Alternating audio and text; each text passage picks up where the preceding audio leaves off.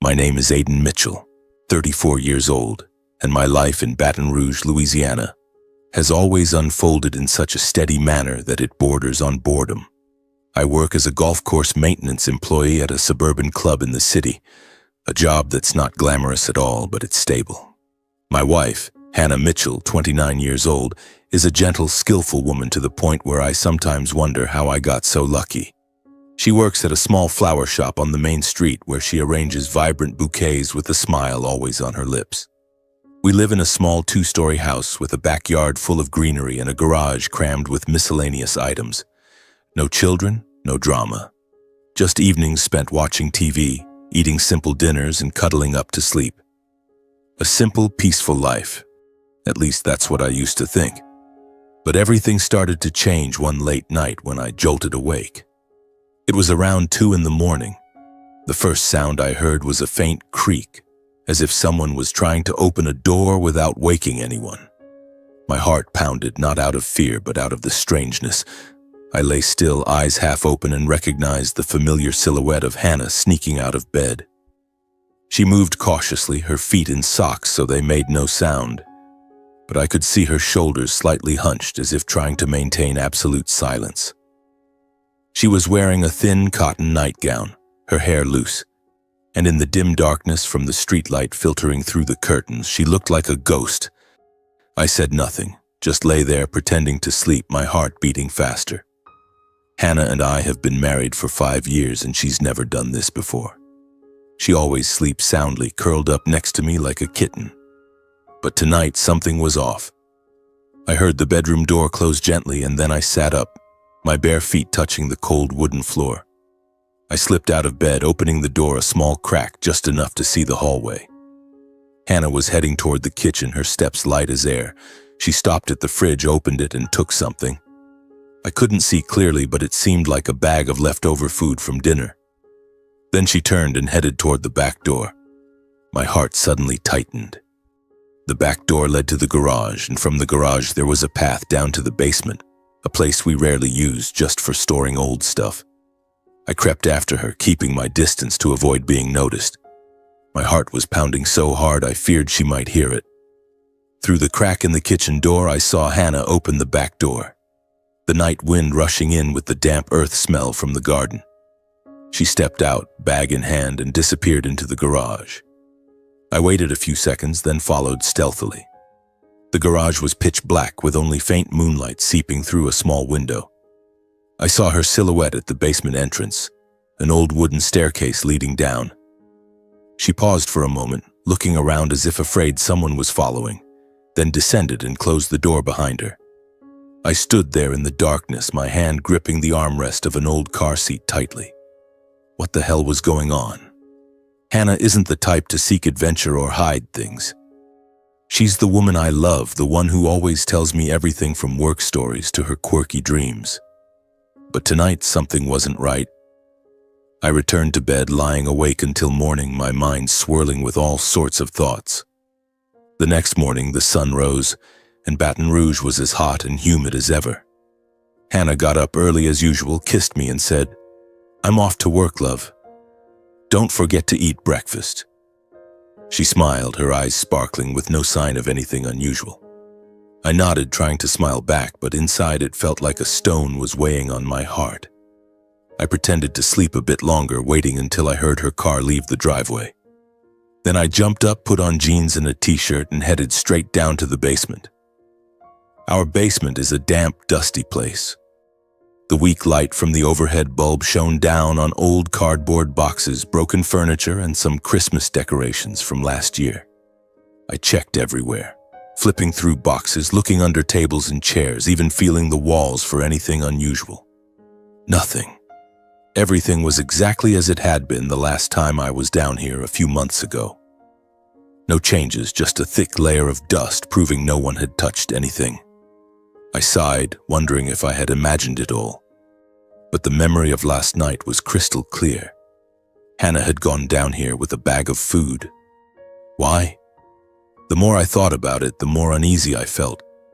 Our peaceful life, weekend afternoons strolling in the park, dinners she cooked with the scent of flowers from the shop, suddenly felt fragile. I didn't want to doubt my wife, but my intuition told me something was wrong. I decided I had to investigate. After work, I drove to a nearby electronics store and bought a small camera, the battery-powered kind that connects to your phone. It was tiny, easy to hide, and recorded clearly in the dark. At home, I waited until Hannah was in the shower, then sneaked down to the basement.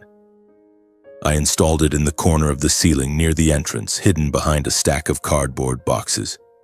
From that angle, it could capture the entire basement without being noticed. The following days were hell. I tried to act normal in front of Hannah, laughing, hugging her, but at night I lay awake, waiting. Some nights she slept peacefully and I breathed a sigh of relief. But then, on the third night, I heard the door creak open softly again. This time I didn't follow. I let the camera do its job. The next morning when Hannah left for work, I sat at the kitchen table and opened the app on my phone. My heart was pounding like a drum. I fast-forwarded through the recordings from last night. And then, I froze. On the screen around 1 a.m, Hannah appeared at the top of the basement stairs. She was in her nightgown holding a bag of food, just like the time I had followed her. Her steps were light, but her face was heavy as if carrying some burden. She stopped in the middle of the basement, looked around for a moment, then bent down and gently lifted the old floor rug. Underneath, a hidden door. A wooden door cleverly camouflaged under the concrete floor with a small handle. She opened it. A faint creak echoed in the video, and stepped down, disappearing from the frame. The camera only captured up to there, but a few minutes later she returned empty-handed, closed the door, flipped the rug back down, and went up the stairs. Her face at that moment, tired, sad, as if she had just done something heartbreaking. I sat motionless, my hand holding the phone, trembling. A hidden basement within the basement. We bought this house 4 years ago, and I've never known about that. Who built it? Why? And Hannah? What was she doing down there? Bringing food to whom? Or what? Dark thoughts flooded in. Was she hiding a lover? No, Hannah isn't that type. I stood up, pacing the kitchen, my heart burning. I wanted to rush down to the basement right then, flip up the rug and open that door. But I held back. I didn't want to destroy our marriage over a misunderstanding. But the restlessness wouldn't subside. I decided I had to go down there, had to find answers. If not, I'd go crazy. I opened the garage door and cold wind rushed in, carrying the damp earth smell. The stairs down to the basement creaked under my feet like whispering warnings. The basement was still the same, dusty, dark, with old cardboard boxes stacked up. I stopped in the middle of the room, my heart pounding. The old floor rug lay there, harmless as always. But I knew the secret beneath it. I knelt down, my hand touching the edge of the rug, flipping it up slowly. Underneath, the wooden door revealed itself, simple, old, with a rusted iron handle. It blended so well with the concrete floor that without knowing, no one would notice. I swallowed, my hand gripping the handle tightly. It was ice cold. I pulled it up and the creak echoed in the confined space. A small staircase appeared, sloping downward into pitch blackness. Cold air wafted up, carrying a musty smell and the scent of people. I turned on my phone's flashlight and stepped down cautiously, one step at a time. My heart pounded like a drum, cold sweat breaking out despite the cool air. The staircase was only about 10 steps, leading to a low-ceilinged room where the ceiling was less than a meter above my head. The weak light from the flashlight swept across. Rough concrete walls, a damp dirt floor, and in the corner a simple folding bed with a thin blanket. On the bed, 2 huddled figures sat, their gaunt faces under the dim light, tired eyes looking up at me. I froze. Not strangers, not some horrific secret. It was Roger Hayes and Marlene Hayes, Hannah's biological parents, the ones I thought had died 3 years ago in the big fire in Baton Rouge. Roger, who used to be a real estate tycoon with expensive suits and an arrogant smile. Now he was emaciated with unkempt beard, wearing an old wool sweater. Marlene, who used to be an elegant lady with sparkling jewelry, was now just a weary old woman. Her white hair disheveled, dark circles under her eyes. They sat there next to a small table with a few leftover breadcrumbs and a water bottle. Both of them startled when they saw me, their eyes widening in terror. Roger opened his mouth as if to say something, but then bowed his head silent. Marlene clutched her husband's hand tightly, her shoulders trembling. I stood there frozen for a long time, my feet rooted to the spot. A mix of pity and astonishment surged within me. They were alive? Why were they here in the secret basement under my house? Had Hannah been hiding them? My heart ached. These were my in-laws, the ones who had once looked down on me because of my lowly job as a golf course maintenance worker. Now they were huddled like refugees. I took a deep breath, trying to stay calm. "Mr. and Mrs. Hayes, why are you two down here?" I asked, my voice hoarse. "Please tell me what's going on." They didn't answer. Roger stood up and said, "Let's go upstairs, we need to talk." He helped Marlene to her feet and we went up the stairs. I led them into the living room where weak sunlight filtered through the curtains. They sat down on the sofa, still bowing their heads, saying nothing. I looked at them, my mind in turmoil. Roger looked like he had aged 10 years, Marlene trembling like a withered leaf. I didn't know where to start.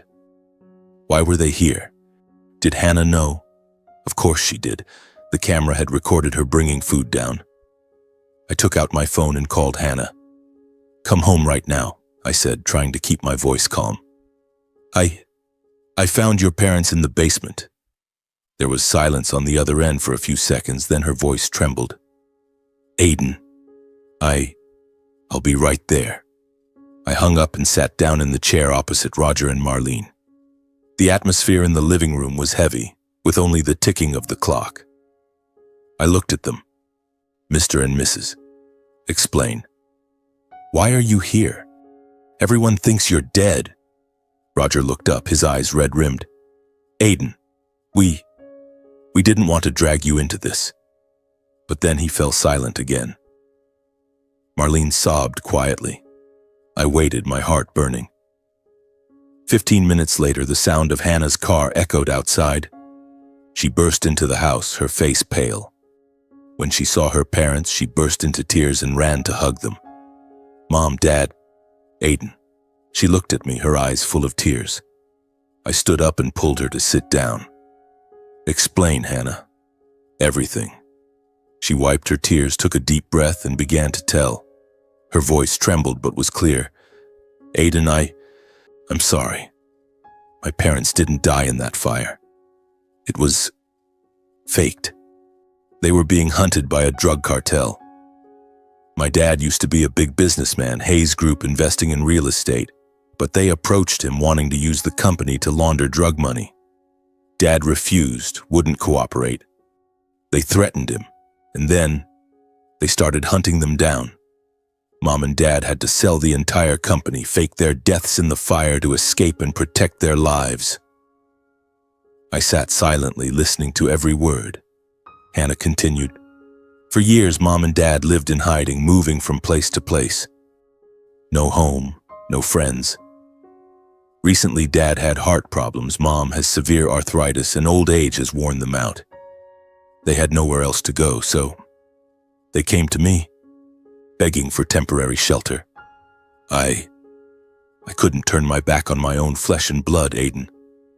They're my parents, but I didn't dare tell you because I was afraid you wouldn't agree.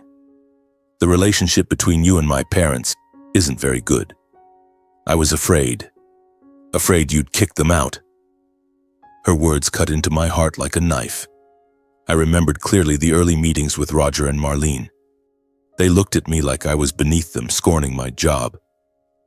At the wedding, they even seated my parents in the back row, but now, seeing Hannah cry, her eyes pleading, I believed she wasn't lying. She was my wife, the most sincere woman I knew. But deep down, I knew this wasn't simple. A drug cartel, faking death. Why choose our house where it could be dangerous? And why had Hannah hidden it from me for so long? I looked at Roger and Marlene. They nodded in confirmation, but their eyes avoided mine. There was something they hadn't told yet. After that tearful conversation, I decided to agree to let Roger and Marlene stay temporarily. Though my heart was still full of doubts, seeing Hannah cry until her eyes were red, I couldn't bear to refuse. She was my wife, and after all, they were her flesh and blood. I didn't want to hurt her anymore. "All right," I said, trying to keep my voice calm. "You two don't need to stay in that cold basement anymore. I'll arrange a guest room for you." Hannah looked up, her eyes lighting up with gratitude. "Thank you, Aiden. I love you." Roger and Marlene also nodded, their voices trembling with thanks, but I just nodded back, not saying much. In my mind, everything was still a tangled mess. That evening, the first meal with the extended family was awkward. Hannah cooked my favorite stewed ribs, but the atmosphere at the table was heavy. Roger tried to make small talk about the weather in Baton Rouge. Marlene complimented her daughter's cooking skills, but I only responded briefly. Hannah looked at me pleadingly, and I tried to smile to reassure her. After dinner, we watched TV for a while, but no one was focused. Roger and Marlene went to bed early, saying they were tired.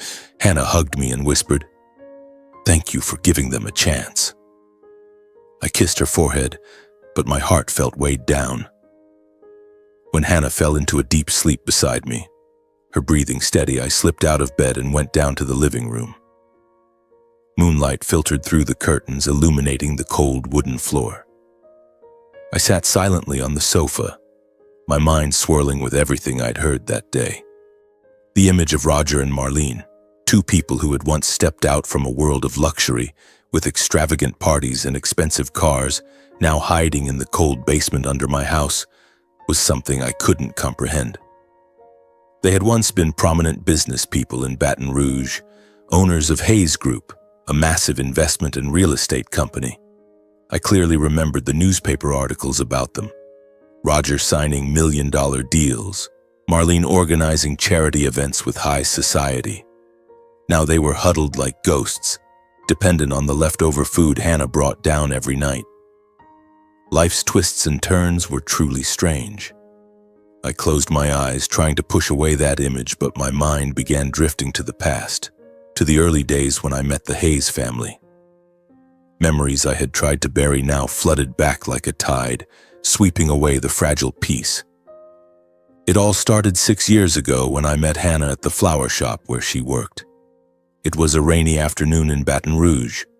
I stopped in to buy flowers for my mother's birthday. Hannah was behind the counter with a radiant smile and her hair loose, arranging vibrant bouquets of red roses. We chatted, and after just a few dates, I knew I was in love with her. Hannah was gentle and skillful, always knowing how to make me laugh after tiring days at the golf course. But when she mentioned her family, her voice hesitated a bit.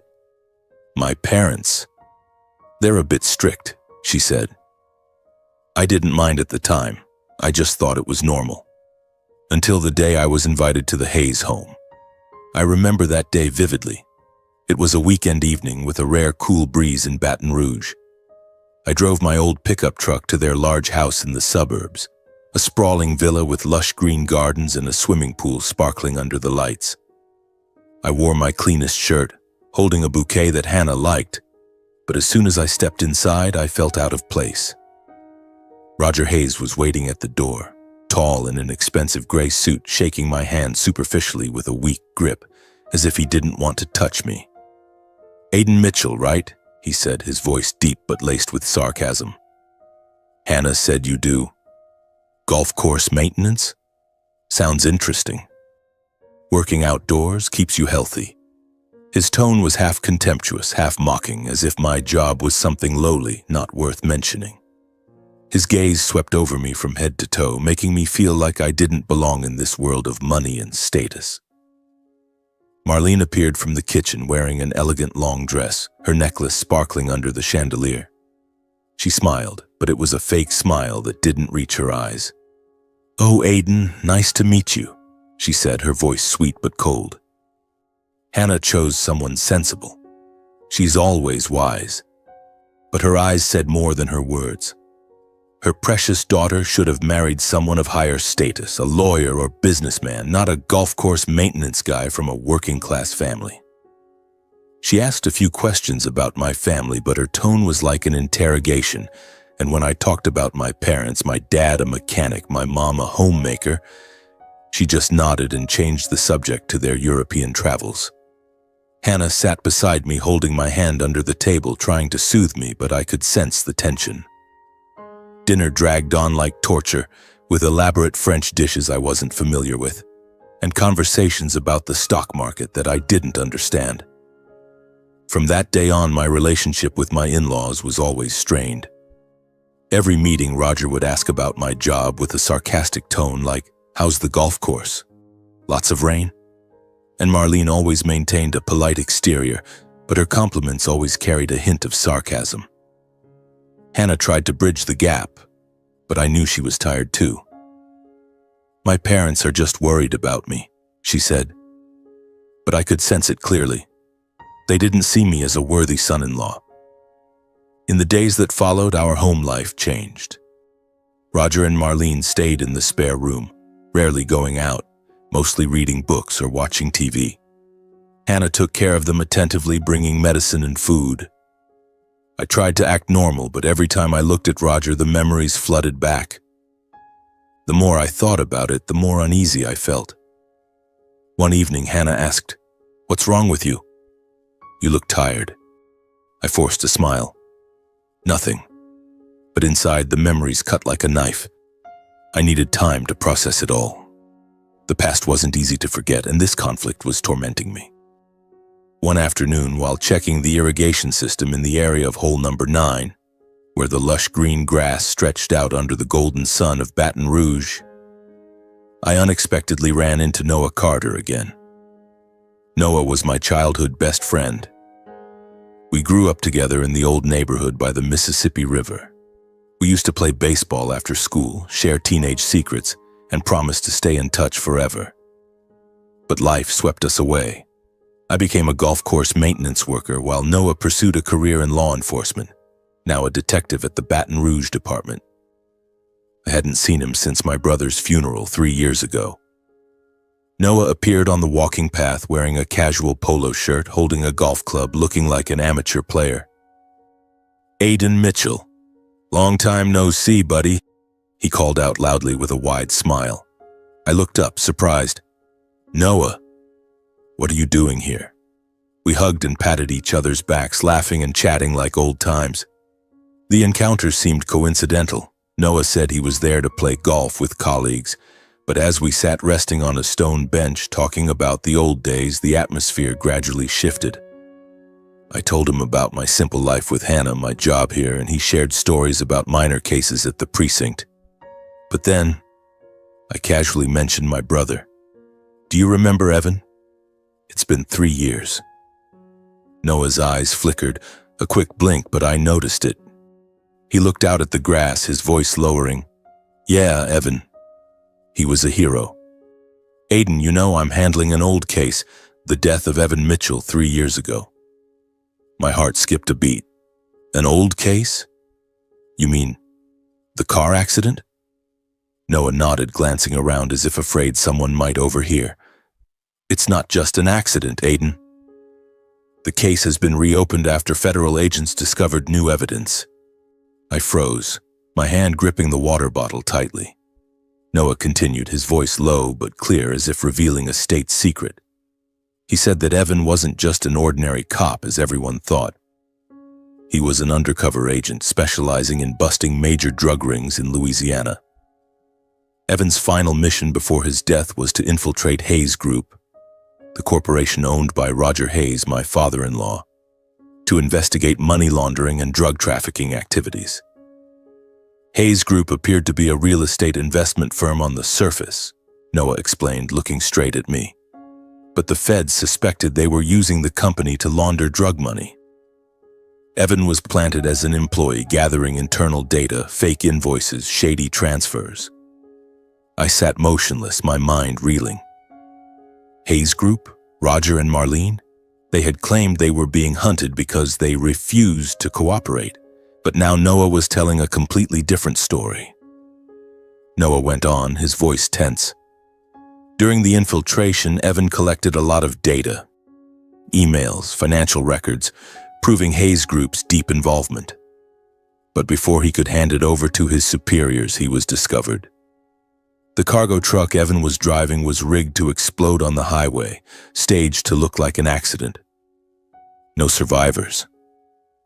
I felt blood rushing to my head, my ears ringing. I remembered that day clearly, the devastating news hitting like a thunderbolt, the charred truck, the unrecognizable body. But now Noah was saying it was murder? After the explosion, Noah continued, Roger and Marlene Hayes suddenly disappeared in a fire at their villa, presumed dead. The case was closed due to lack of evidence, no trace of them found, and not enough proof to convict. But now, the feds have recovered new data from Evan's old hard drive, so the case is being reopened. We're investigating, but we lack concrete evidence to charge Roger and Marlene, and most importantly, the police have completely lost track of them. We don't know if they're alive or dead. I listened in stunned silence, feeling like someone had slapped me hard across the face. The final piece suddenly clicked into place in my mind, sharp and painful. My in-laws, Roger and Marlene, the people hiding in my house, eating and living alongside me and Hannah every day, could very well be the ones who eliminated my brother to cover their tracks. They weren't victims being hunted. They were the masterminds involved in drugs, and they killed Evan to hide it. Their story of faking death to escape now sounded like a scam. My heart pounded, cold sweat breaking out despite the warm afternoon sun. You're sure, Noah? I asked, my voice trembling. Noah nodded. Absolutely. The feds have evidence, but we need more to make arrests. If you know anything about the Hayes, tell me. I shook my head, trying to stay calm. I don't know. But inside, rage surged. They were in my house, smiling and talking with Hannah, while they might be the ones who killed Evan. When Noah left, patting my shoulder in consolation. Stay in touch, Aiden. And if you remember anything about Evan, call me. I stood motionless for a long time amid the lush green grass, my mind blank as if all thoughts had been sucked out. The afternoon breeze blew through, carrying the scent of fresh grass, but I felt nothing. Only the image of Evan, my brother, the family hero, laughing and playing in the old days remained. He had sacrificed for justice, and now the culprits might be sleeping peacefully under my roof. Tears rolled down my face without me realizing it. In my heart, there was only one sharp thought, like a knife. The justice my brother had traded his life for, now I had to reclaim it for him. I wouldn't let them get away. I drove home in a daze, my hands gripping the steering wheel until they turned white. Everything around me was blurry, the streetlights, the vehicles. Only Noah's words echoed. Images from the past flooded back, each piece of memory making my heart tighten as if someone was squeezing it.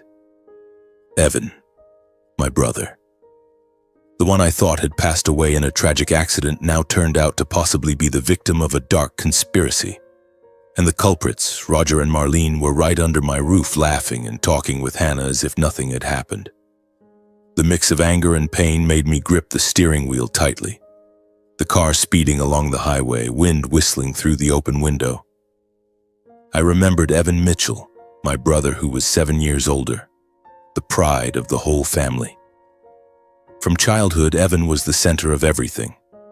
We grew up in a small house in the suburbs of Baton Rouge with a backyard full of weeds and a garage crammed with Dad's miscellaneous items. My dad was a mechanic, my mom a homemaker. Life was simple but warm. Evan, with his jet black hair and radiant smile, was always the one leading me through everything. He taught me to fix a bike when I was just 6 years old. Hey kid, tighten this bolt, then pedal and see. Don't be afraid of breaking it, you can fix it. I followed his instructions and pedaled around the yard, grinning from ear to ear, and Evan clapped to cheer me on. He didn't just teach skills, but also perseverance, how not to give up. Then there were the afternoons in the park near home where Evan taught me to throw a baseball. He was the star of the school team with strong and accurate throws. "Keep your eyes on the ball, Aiden," he said, his voice warm. "And remember, you don't always win, but you have to try your best." I kept missing, but Evan never got angry. He just smiled, picked up the ball, and threw it back to me. When the neighborhood kids bullied me for being skinny and shy, Evan always stood up for me. Once a bigger kid bullied me at school. Evan appeared like a superhero, pulling me behind him and saying in a calm but firm voice, "Touch my brother and you'll regret it." The kid ran away and Evan turned to me, ruffling my hair. "Don't be afraid, kid.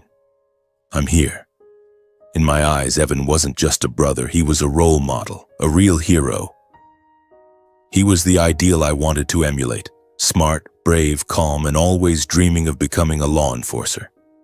From a young age, he loved reading books about police, watching detective movies, and dreaming of cleaning up the world. I remember evenings sitting on the porch under the Louisiana moonlight, Evan telling me about his dreams. "Aiden, this world is full of injustice. If we can't change the whole world, at least we can keep one corner cleaner." Those words imprinted deeply in my mind like a life motto. I clearly remember the day Evan joined the police force, the happiest day in our family memories. That was 10 years ago when he graduated from the police academy with outstanding achievements. The whole family gathered in the small living room with homemade cake and cheap beers. My dad teared up, patting his shoulder. "Son, I'm proud of you." Mom hugged him tightly, crying with joy. We laughed all evening, music playing from the old radio, and the atmosphere was so warm that I thought our family was the happiest in the world. Evan, in his new uniform with his badge shining, looked majestic and full of confidence. In the following years, Evan advanced quickly in the police department. I admired him, dreamed of being like him. Evan was the pillar of the family, the perfect brother, and I never thought I'd lose him. But then everything shattered on a heavy, rainy afternoon 3 years ago. I was at the golf course fixing the irrigation system under pouring rain when the phone rang. It was my dad, his voice trembling. "Your brother, Evan, had an accident." My heart seemed to stop. I rushed home, rain lashing my face through the open car window, my heart burning. The bad news hit. The vehicle Evan was driving exploded on the highway. Police reported no survivors. It was a horrific accident. A cargo truck suddenly exploded, fire erupting amid the rain. The media reported extensively. Police officer killed in traffic accident. But now, thanks to Noah, I know it wasn't an accident. It was murder. I still remember the moment my dad collapsed upon hearing the news, hand clutching his chest, face pale. Mom fainted on the spot. I had to help her up, tears mixing with the rain. At the morgue, I went with Dad to identify the body, but it was charred beyond recognition. Police said only the wedding ring and badge remained to verify identity. Dad stood silent, his hand trembling as he touched the bag of remains, then cried like a child. I hugged Dad, but my heart was shattered. Evan, my brother, the hero, now just ashes. The house afterward plunged into mourning. Mom lost sleep for months, sitting by the window looking out at the street, waiting as if Evan would return. She became emaciated, her eyes red from crying. Dad became much quieter, silently hanging Evan's photo on the corner wall in the living room. He abandoned the garage, sitting alone smoking, his eyes vacant. Our family was torn apart. I tried to be strong, caring for my parents, but every night I stayed awake, hugging his memorial photo tightly. I swore to live well in Evan's stead, work hard, care for my parents, and preserve his memory. But I never suspected that his death wasn't an accident, but a carefully calculated betrayal. Roger and Marlene, whom I once despised for their arrogance, now turned out to possibly be the culprits. They killed Evan to silence him, then faked their deaths to escape justice. The car stopped in front of the house, the yellowish streetlight illuminating the driveway. I sat in the car for a long time, tears dried on my cheeks. Inside the house, warm light shone out. Hannah was cooking dinner, Roger and Marlene sitting in the living room. But now, everything had changed. I had to act. For Evan. For justice. I took a deep breath, wiped my face with my sleeve, and stepped out of the car. The night air in Baton Rouge was cool, carrying the damp smell from the nearby Mississippi River, but my heart was burning like fire. I couldn't let Roger and Marlene continue living peacefully under this roof while they might be the ones who had taken my brother's life. But I also couldn't act impulsively. I needed evidence, a plan. I walked into the house trying to keep a normal expression. Hannah ran out from the kitchen, her skirt dusted with flour, hugging me tightly. "You're home." I was so worried. I called, but you didn't answer. I kissed her forehead, trying to keep my voice steady. "Sorry, love, work was chaotic. The food smells great." Roger called loudly from the living room. "Aiden, how was today? Join us for dinner?" I nodded, forcing a smile, but his eyes, now that I looked closely, had something furtive, as if hiding something. Marlene sat beside him, knitting, smiling politely. Dinner proceeded as usual, but each bite stuck in my throat. I observed them, wondering, do they know I'm suspicious? The following days were hell. I pondered continuously, my mind swirling between anger and hesitation. During the day at the golf course, I mowed the grass mechanically, forgetting to check the water pipes. Colleagues asked, but I just shook my head. At home, I maintained a normal attitude, helping Hannah set the table, asking Roger about his health, even watching TV with Marlene. But every night I stayed awake, lying beside the soundly sleeping Hannah, my mind replaying Noah's words. They could be the masterminds. Bad premonitions surged. Their appearance wasn't as simple as they claimed. They weren't victims, they were fugitives. And Hannah, my wife, was probably innocent, but she was being used. I couldn't stay silent anymore. If I didn't act, justice for Evan would be buried forever. After 3 sleepless days, I decided. That morning I called Noah. "I need to meet you. Something important about Evan." We met at a suburban coffee shop where few people passed by. Noah sat opposite, his eyes serious. "What's up, Aiden? You look like you've seen a ghost."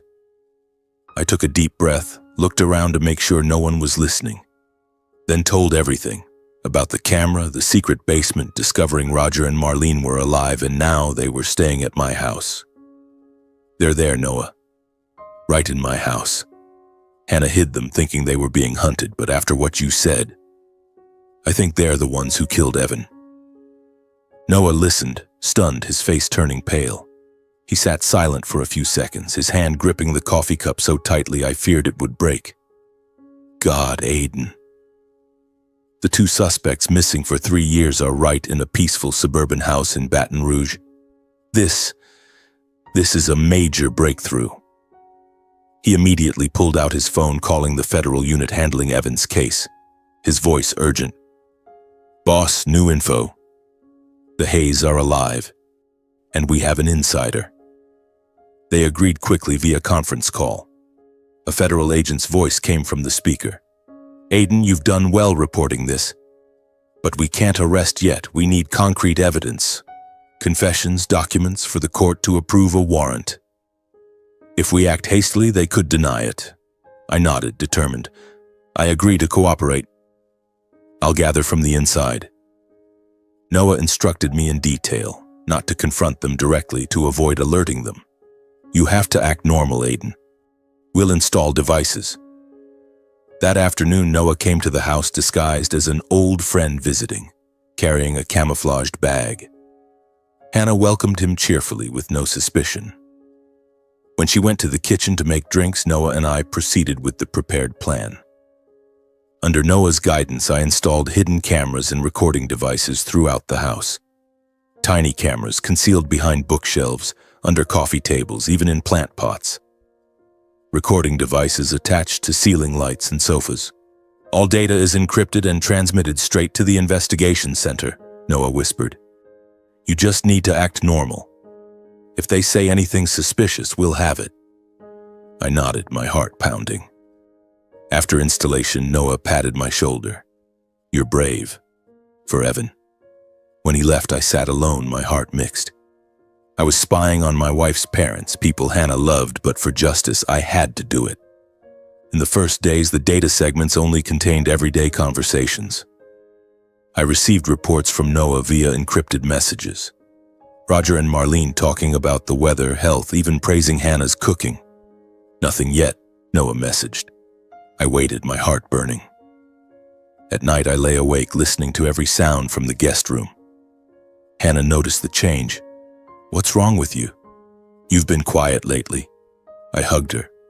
"Just tired, love." But then one late night, everything changed. I was dozing fitfully when the phone buzzed. A message from Noah. "Something." Check the new file. I slipped to the living room, opened the laptop, and watched the recording. In the video around midnight, Roger and Marlene sat on the sofa under dim light. Roger blurted out, his voice hoarse. "Marlene, do you remember the plan back then? With that agent Evan Mitchell. We had to do it to silence him or Hayes Group would be ruined." Marlene replied, her voice trembling.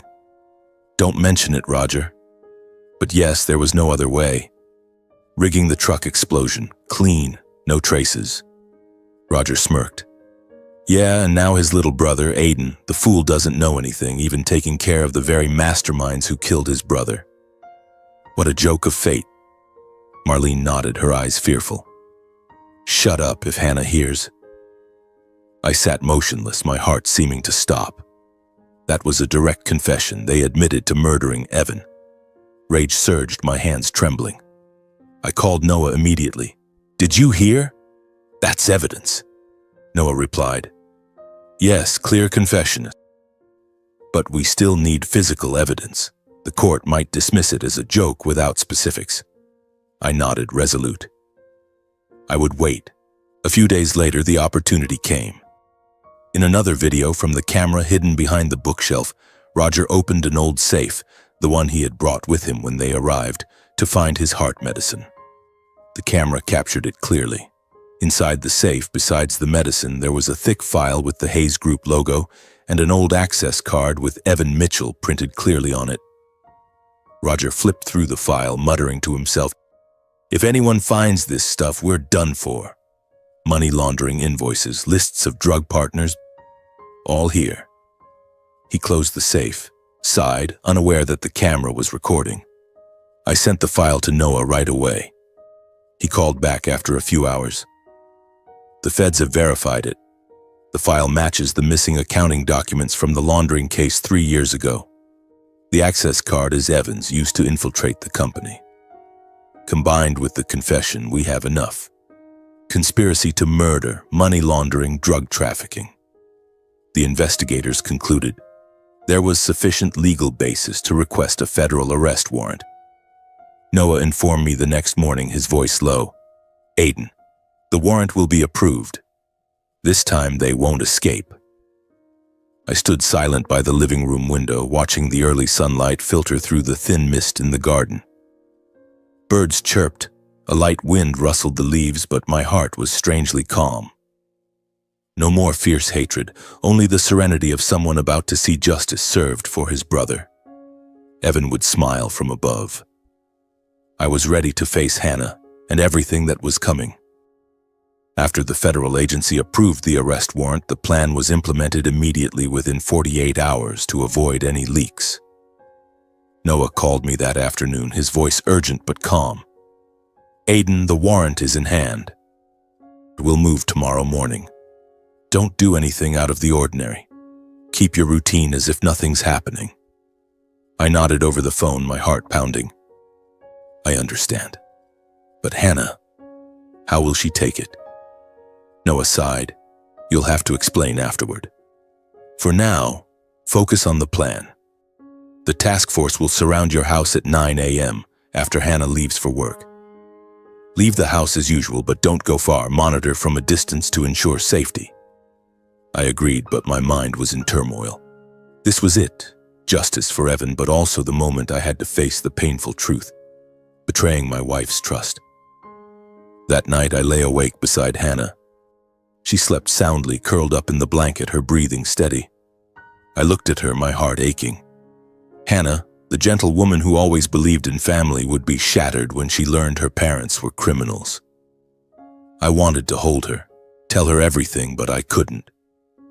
For Evan. For the years my family had suffered. Memories of my brother flooded back.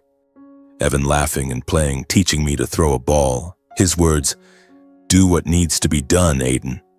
I clenched my fist, resolute. The next morning, I got up early as usual, kissed Hannah goodbye. "Have a good day at work? I'll be home early today." She smiled, suspecting nothing. "Okay, love.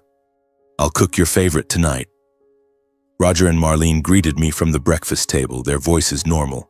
"Have a good day, Aiden." I nodded, my heart feeling like it was being cut.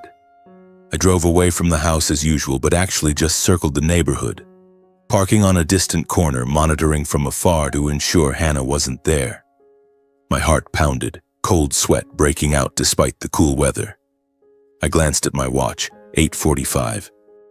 Hannah drove out of the driveway, heading to the flower shop. I breathed a sigh of relief and texted Noah, "She's gone." Noah replied immediately, "Good. The task force is en route. Keep your distance." I sat in the car, eyes fixed on the familiar house, the place that had once been our cozy home, now about to become an arrest scene. Everything happened quickly. Around 9 a.m., the federal task force and Baton Rouge police surrounded the area discreetly. One group disguised themselves as utility workers, wearing uniforms, driving a white van with a fake logo, stopping at the gate, pretending to check the electric meter. Another group approached the garage and back door, moving stealthily through the neighbors' fences. I watched, my heart racing to the point of breathlessness. They were so professional that no one in the neighborhood suspected a thing. It seemed like just another ordinary day. Then the decisive moment arrived.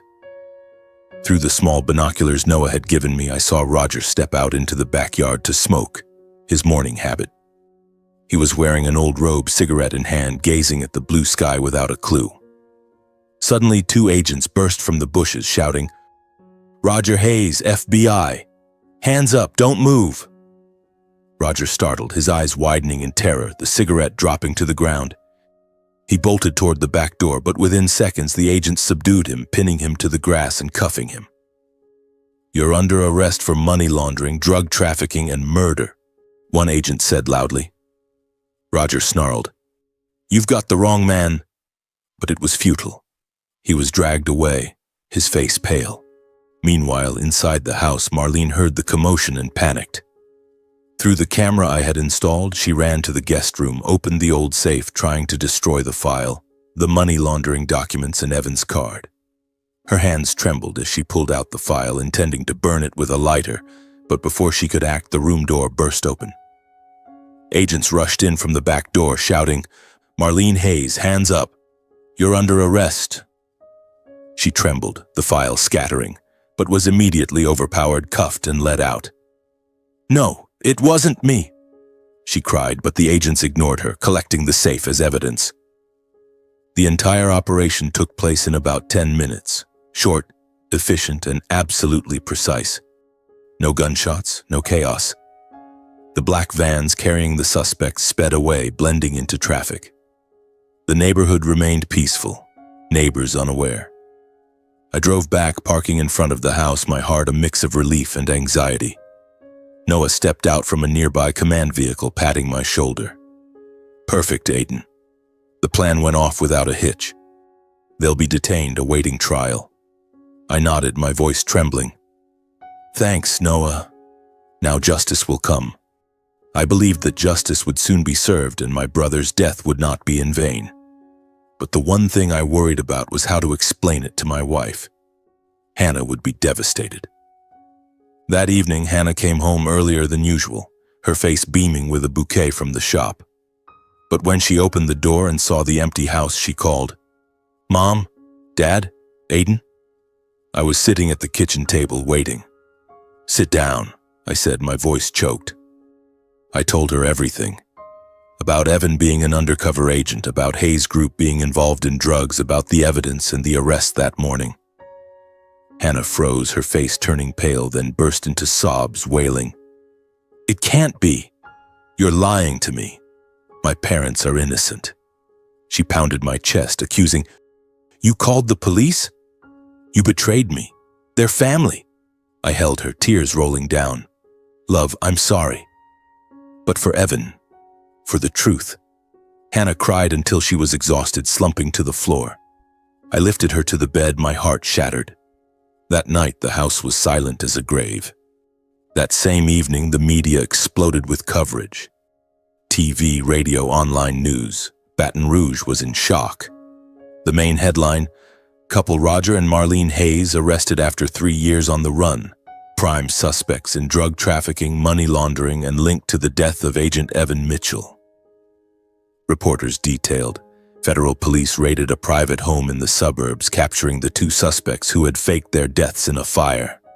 They were accused of running a drug network through Hayes Group and murdering Agent Evan Mitchell to silence him. Images of Roger and Marlene in handcuffs appeared on screen, followed by a photo of Evan, my brother in uniform, smiling brightly. I watched the news alone in the living room, staring numbly at my brother's face on the screen. For the first time in years, justice was finally naming the true culprits. 3 months after the arrest, the case of Roger and Marlene Hayes was officially brought to trial at the Federal Court of Louisiana. Those days I lived as if in a hazy dream, where everything revolved around news reports and legal documents. Baton Rouge was swept into a relentless media whirlwind. Reporters stationed outside the courthouse, cameras flashing incessantly, and curious crowds gathering with banners reading "Justice for Evan Mitchell." Local press covered it extensively, from in-depth analyses of the Hayes Group empire to interviews with old witnesses. The case was considered one of the largest reopened investigations in recent years, involving money laundering, drug trafficking, and organized murder. It was not just the story of a family's collapse, but also evidence of the corruption in high society, where money and power concealed dark crimes. Every morning I opened the newspaper, reading sensational headlines. From luxury villa to prison, the tragedy of Hayes. Television interviewed legal experts, analyzed evidence, and the city's atmosphere was boiling. I received calls from reporters, but refused them all. I didn't want fame, just justice. I was invited to appear in court as a witness, providing internal evidence. On the first day of the trial, I drove to the courthouse under drizzling rain, my heart heavy as lead. The building was tall and stern, with cold granite columns, and the crowd outside made me push through to enter. I sat in the back row of the courtroom, wearing a clean but old shirt, my hands clenched to suppress trembling. The courtroom atmosphere was stuffy. The smell of polished wood, whispers from the crowd, and fluorescent lights shining down like judgment. When Roger and Marlene were led in, my heart tightened. The once arrogant father-in-law, with expensive suits and a sarcastic smile, now bowed his head in a gray prisoner uniform, hands cuffed, steps heavy. Marlene followed, thinner than ever, her white hair disheveled, eyes red from crying. I quietly watched them from the back row, my heart surging with conflict, pity for their downfall and rage for what they had done. Roger glanced at me briefly, his eyes full of regret and despair, but I turned away, not wanting to face him. This was the time for justice to speak. The prosecution presented the opening, the prosecutor's voice, a middle-aged man with a deep, strong voice, echoing in the silent room. "Your Honor, Roger Hayes ran a drug trafficking and money laundering network through Hayes Group. He used real estate projects as covers to hide millions of dollars from drug sales linked to international cartels. When Evan Mitchell, an undercover DEA agent, was exposed during the investigation, Roger Hayes ordered his elimination to cover tracks, staging a fake car accident scene.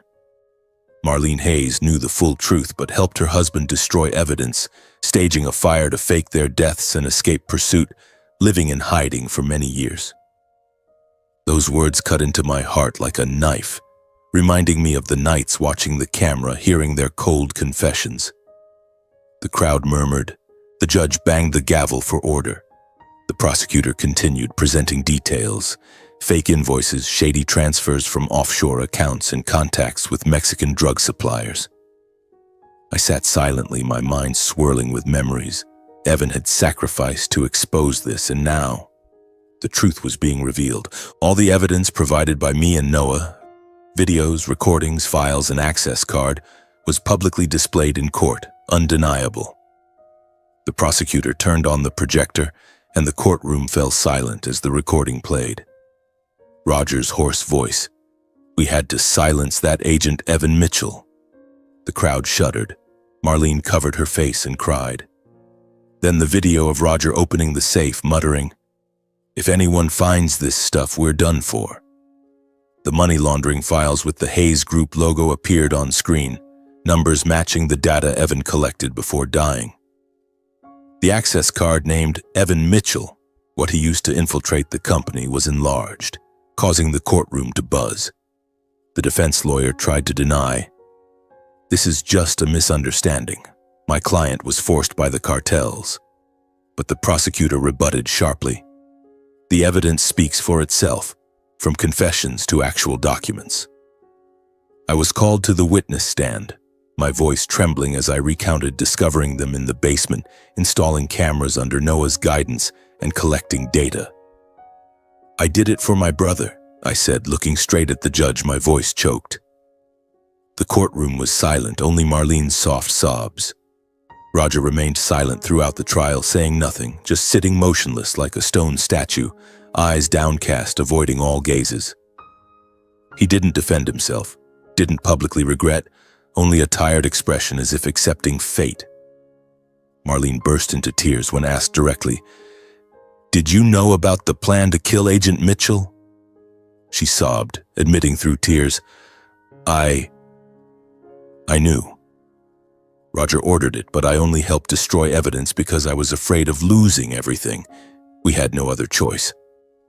The courtroom erupted, the judge banging the gavel repeatedly for order. I sat there witnessing, my heart calm but painful. This was justice, but also the end of a part of my life, the part tied to Hannah, to hopes of a happy family. Finally, after tense days of arguments, the court pronounced the verdict, the judge voice stern echoing in the silent room. After considering all evidence, the court sentences Roger Hayes to life imprisonment without parole for operating a drug network, money laundering, and first-degree murder. Marlene Hayes, 25 years in prison for complicity in concealing crimes.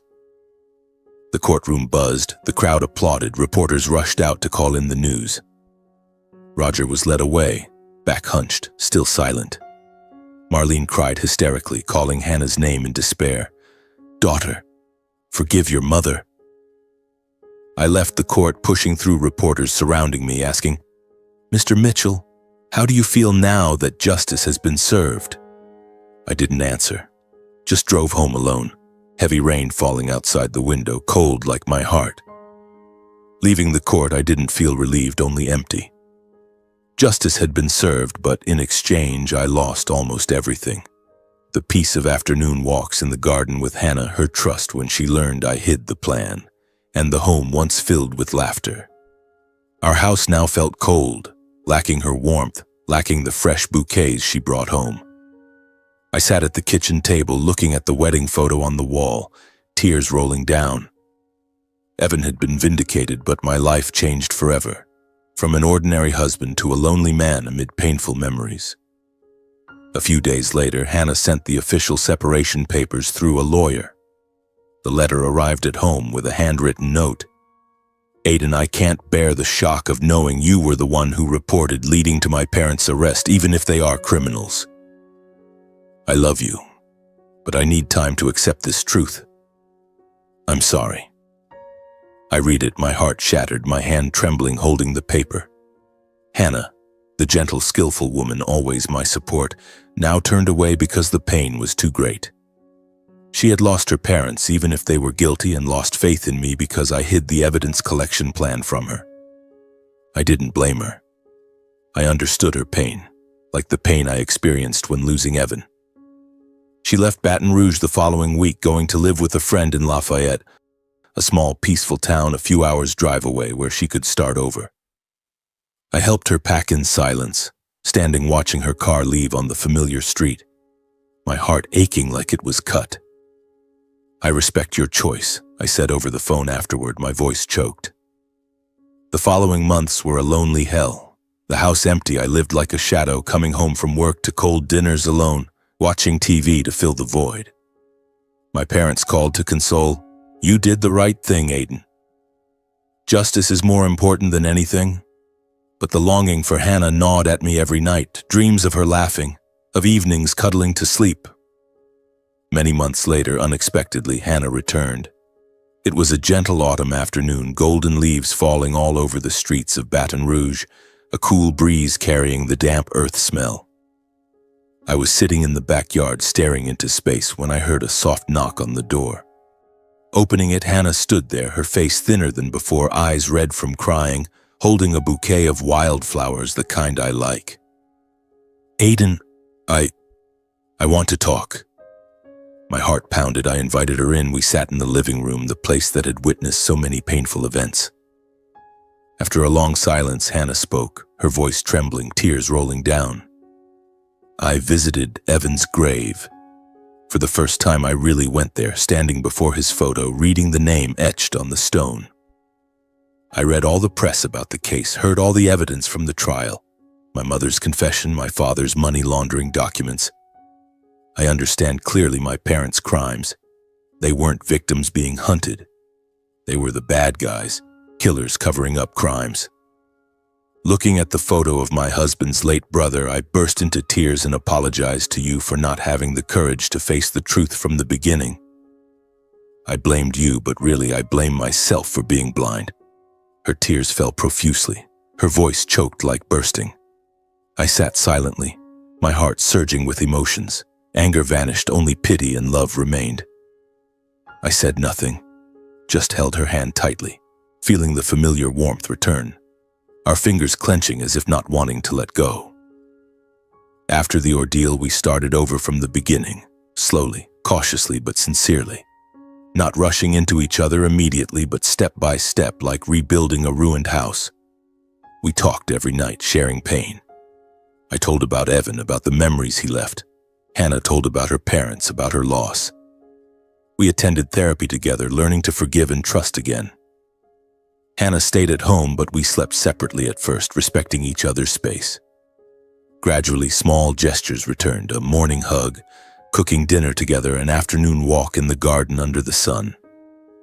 Hannah sold the old flower shop in the center, reopened a smaller one in the suburbs, where the fragrance spread without reminding of the painful past. I still worked at the golf course, but now spent more time with each other.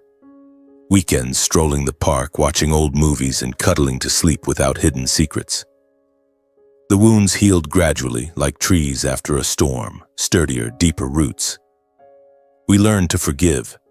I forgave Hannah for being angry at me. She forgave me for hiding the evidence collection plan. Love returned, deeper, more authentic. 2 years later, Hannah gave birth to a baby boy named Evan as a way to remember the hero who sacrificed for justice. It was a warm spring day in Baton Rouge, golden sunshine shining brightly through the hospital window.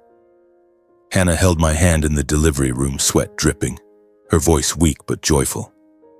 "Honey, our son." Baby Evan was born with resounding cries, his tiny face rosy, bright, sparkling eyes like my brother back then.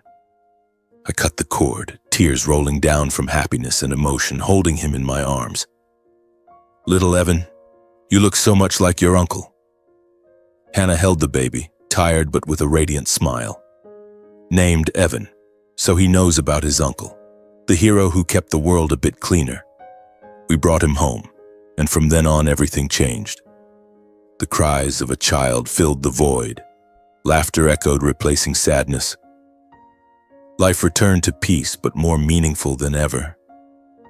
I still worked at the golf course, mowing grass under the golden sun, fixing irrigation systems with a smile on my lips, and coming home earlier to play with the child.